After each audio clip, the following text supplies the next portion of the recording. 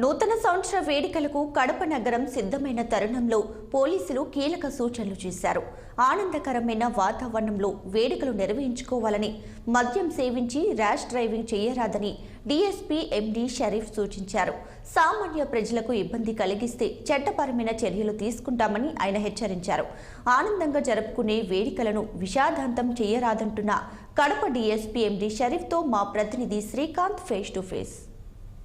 నూతన సంవత్సర వేడుకలకు సంబంధించి ఇప్పటికే యువత సిద్ధమవుతున్నటువంటి నేపథ్యంలో ఇదే నేపథ్యంలో పోలీస్ యంత్రాంగం ఎటువంటి చర్యలు చేపట్టారనే అంశానికి సంబంధించి డీఎస్పీ షరీఫ్ గారు ఉన్నారు. వారిని అడిగి తెలుసుకునేందుకు ప్రయత్నం చేస్తాం. సార్ చెప్పండి. ఈరోజు నైట్ మన ఎస్పీ సార్, కడప జిల్లా SP sir Siddharth Kaushal sir కూడా అన్ని ఇన్స్ట్రక్షన్స్ మాకు పాస్ ఆన్ చేశారు.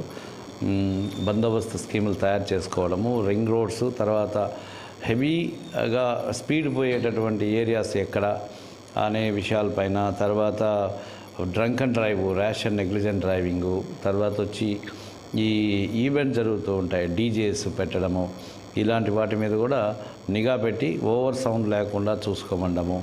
ఈ ఇన్స్ట్రక్షన్స్ అన్నీ కూడా మార్నింగ్ సార్ మాకు ఇన్స్ట్రక్షన్స్ ఇవ్వడం జరిగింది. వాటిపైన మేము కూడా మా town officers, sub division officers అందరినీ కూడా పిలిపించుకొని స్కీమ్స్ రెడీ చేసుకుంటున్నాము.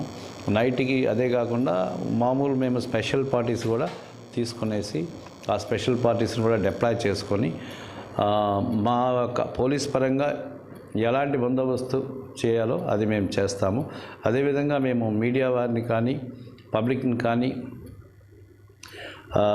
అందరినీ, టౌన్ ప్రజలందరినీ కోరుకునేది ఏంటంటే కామన్ పబ్లిక్కి, జనరల్ పబ్లిక్కి ఎప్పుడు కూడా విఘాతం కలిగించకుండా మనం ఎంజాయ్ చేయాలి. ఎంజాయ్ చేయడానికి ఒక పరిధి ఉంటుంది. ఆ పరిధి లోపలే మనం ఆనందించాలి, కానీ పరిధి దాటి మనం ఎప్పుడు కూడా ప్రవర్తించకూడదు. ఇదంతా యూత్కి చెప్తున్నాను. సో మేము కఠిన చర్యలు అయితే తీసుకుంటాము. మళ్ళీ మేము చెప్పలేదనేది మాత్రం ఉండకూడదు. తప్పకుండా మీరు మీ లిమిట్స్లో ఉండాలి. సార్, గతంలో నూతన సంవత్సరం సందర్భంగా ఫ్రెండ్లీ పోలీస్ అనే విధానంలో గతంలో బాగా నిర్వహించినటువంటి విధానం ఉంది. ఈసారి ఫ్రెండ్లీ పోలీస్ ఏ విధమైనటువంటి ఎంతమంది సిబ్బందితో ఈ నూతన సంవత్సరానికి సంబంధించి నిర్వహించబోతున్నాం? ఇప్పుడు మేము చెప్పేది ఫ్రెండ్లీ పోలీస్ గురించి చెప్తున్నాము. మేము నియర్లీ ఒక 300 మెంబర్స్ స్టాఫ్తో